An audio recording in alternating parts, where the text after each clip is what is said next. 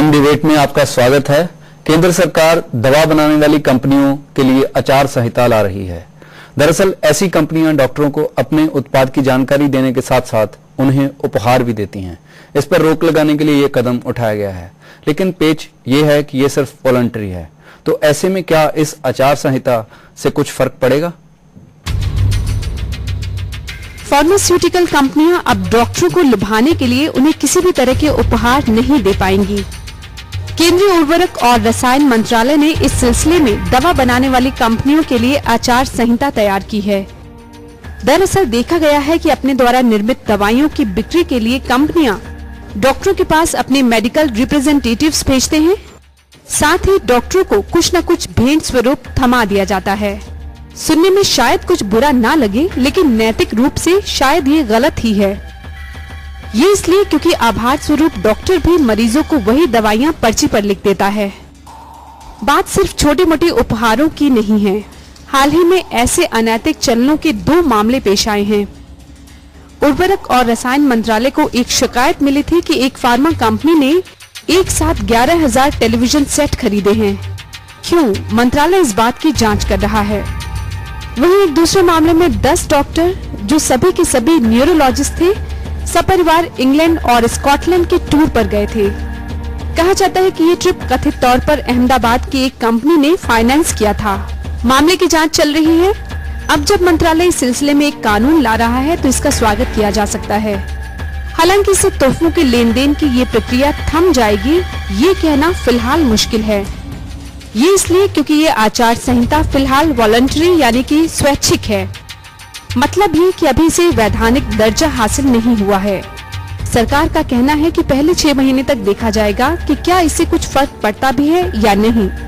उसके बाद ही इसे वैधानिक दर्जा देने पर विचार किया जाएगा। खैर, बात फार्मा कंपनियों की डॉक्टरों की ही नहीं है। अधिकारियों को उपहार देकर काम करवाने का चलन बहुत पुराना है। अगर फार्मा कंपनियों के खिलाफ ऐसा कानून लाया गया है तो सरकारी मुलाजिमों या फिर पत्रकारों के खिलाफ क्यों नहीं?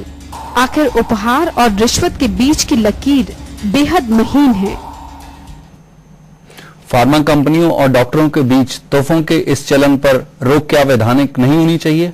और क्या दूसरे पेशों पर भी ऐसी लगाम लगाने की जरूरत है? जानते हैं हमारे मेहमानों से। हमारे साथ स्टूडियो में मौजूद हैं विकास खुगर, जो निश्चय ग्रुप ऑफ कंपनीज के मैनेजिंग डायरेक्टर हैं, डॉक्टर वीरेंद्र सारवाल, जो मैक्स हॉस्पिटल से जुड़े हुए हैं, निखिल अग्रवाल, जो स्कॉट एडल फार्मेसिया के मैनेजर मार्केटिंग हैं, और रवि शर्मा, जो दैनिक भास्कर के साथ काम करते हैं और काफी समय से हेल्थ बीट कवर करते हैं। आप सभी का आज की इस चर्चा में स्वागत है। विकास जी, मैं आपसे शुरू करता हूं।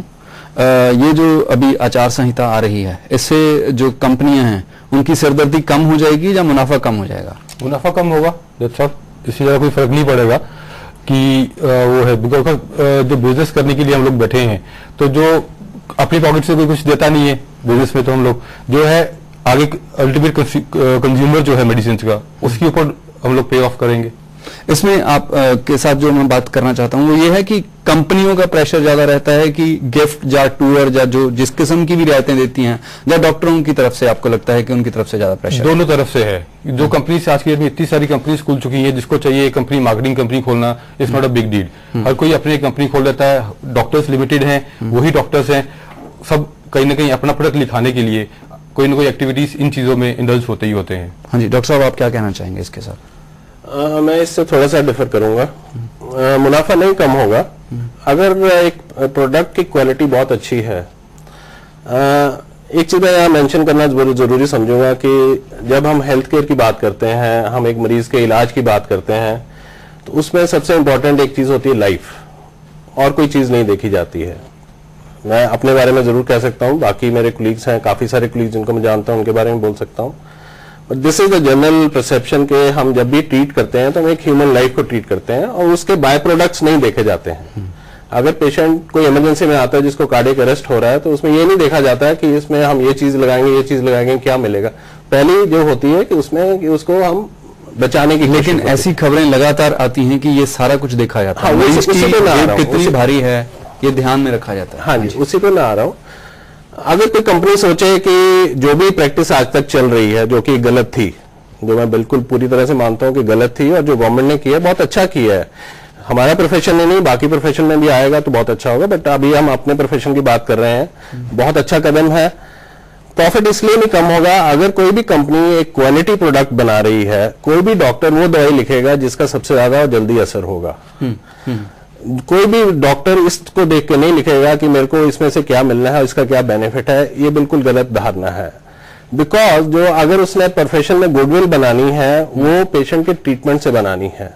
अगर उसको सही इलाज मिलेगा, सही दवाई लिखी जाएगी जिसका सही असर होगा, तभी उसकी गुडविल। लेकिन अगर डॉक्टर ट्रीटमेंट अच्छा करता है और वो बाकी काम भी अच्छा करता है और साथ में गिफ्ट भी लेता है, तो दोनों काम भी तो साथ साथ चलते हैं, तब उसमें गिफ्ट मैटर नहीं करेगा। निखिल जी आप क्या कहना, निखिल जी आप क्या कहना चाहेंगे? जी, मैं इस पे यही कहना चाहूंगा, मैं डॉक्टर साहब के साथ बिल्कुल सहमत हूं कि लाइफ को वैल्यू करना is a very important thing. और दूसरी चीज ये भी है कि एक इसको एक ब्रॉडर पर्सपेक्टिव में देखना चाहिए कि ये एक प्रमोशनल एक्टिविटी है या गिफ्ट आइटम है। बिकॉज अगर हम उसको एक प्रमोशनल आइटम की तरीके समझे, आज दवाई मैं भी बना रहा हूं, दवाई 100 कंपनी और बना रही हैं, ठीक है, मैं भी अच्छी दवाई बना रहा हूं, 100 कंपनियां और हैं वो भी अच्छी दवाइयां बना रही हैं, बट कोई भी इंसान एक नई जगह पे जाता है, कहीं पे भी जाता है, वो एक एक्स्ट्रा ऑर्डिनरी अटेम्प्ट करता है कि मेरी दवाई लिखिए, मेरी दवाई अच्छी है।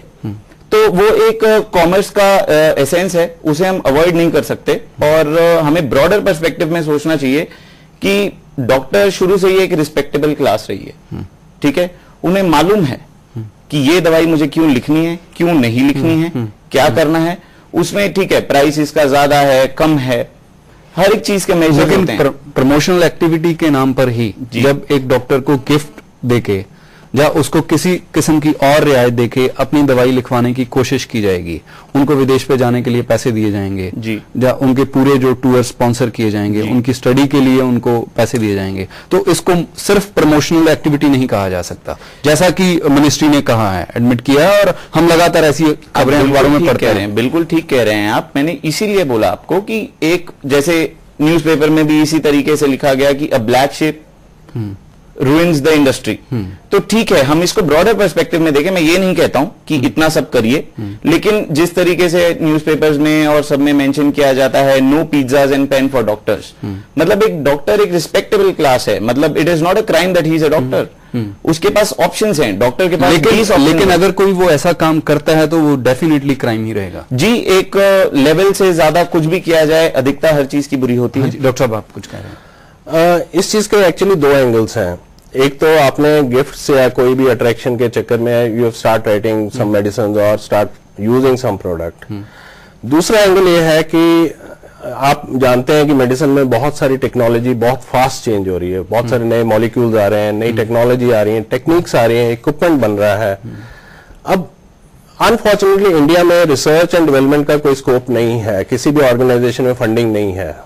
We have 4 big organizations in government which are involved in scientific research, which is ICMR, Department of Science and Technology, Department of Biotechnology, CSIR. They have a lot of tie-ups with all governments, Canadian government, UK government, French government on various projects, which includes cardiovascular diseases, malaria, HIV, AIDS. But that funding does not percolate to base organizations or peripheral organizations. You have to submit a project which is advertised once in a year. And it's very limited. लेकिन इस बात का जो जिस मुद्दे पे हम बात कर रहे हैं उसके साथ क्या उससे ये ताल्लुक है कि आपने अभी मेंशन किया कि एक रिपोर्ट आई है कि स्कॉटलैंड भेजा गया। we can't generalize the statement. We need to see what was the motive behind it. Suppose a new technology is launched in US, how we should bring it back to India? Like I am a cardiac surgeon, I tell you that. लेकिन अगर उसका जो पूरा purpose है वो इतना ही clear है, why can't that purpose be put on paper? It should be. That's what I'm saying. So don't generalize.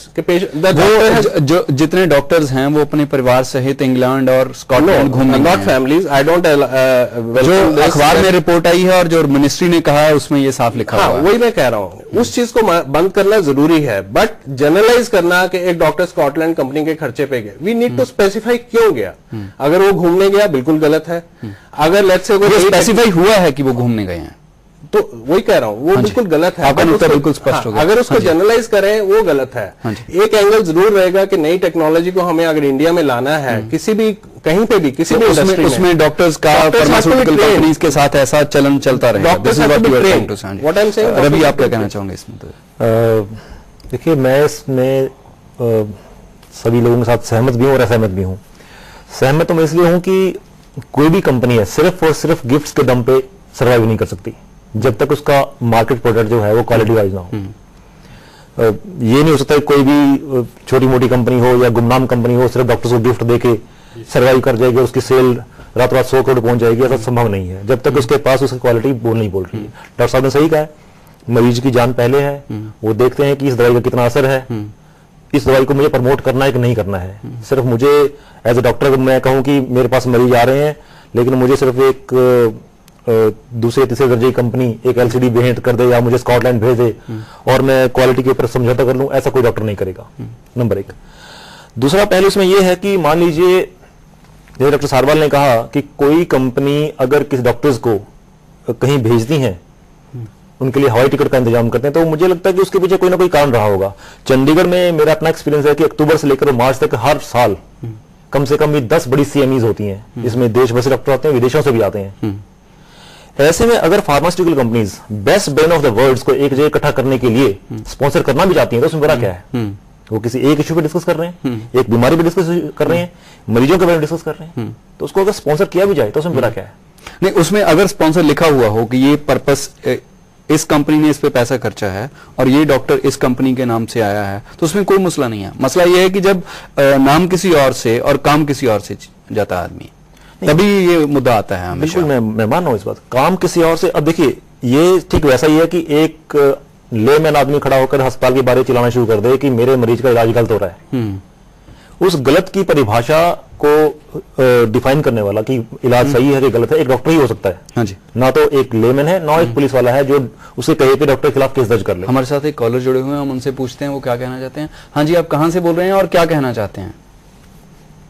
Hello, मुझे लगता है कट गया है। विकास जी, आप कुछ कहना चाह रहे थे? मैं इस चीज के ऊपर डॉक्टर साहब से भी एग्री करता हूँ कि quality of the product is the main thing. जो प्रमोशंस भी हैं, अगर फार्मा कंपनी डॉक्टर को स्पॉन्सरशिप देती हैं, that should be defined, there is no definition to it. कि डॉक्टर साहब कहते हैं कि टेक्नोलॉजीज लेटेस्ट लेके आनी चाहिए, इंडिया डेवलप करना चाहिए, लेटेस्ट टेक्नोलॉजी से हम लोग अपने लोगों को ट्रीट करें। I do accept it, but how much? कितना होता? कुछ भी नहीं होता। मैक्सिमम जितने जाते हैं लोग अपनी फैमिलीज को लेकर जाते हैं डॉक्टर्स घूमने के लिए। अब डॉक्टर खुद जा रहा है साथ में अगर किसी कॉन्फ्रेंस पे अटेंड करने के लिए, also need to the family along with it। घूमने के लिए जा रहे हैं। मैं विकास जी के वो एक फार्मास्यूटिकल कंपनी के रिप्रेजेंटेटिव के तौर पर सारे क्रिकेटर्स अपनी वाइफ को सर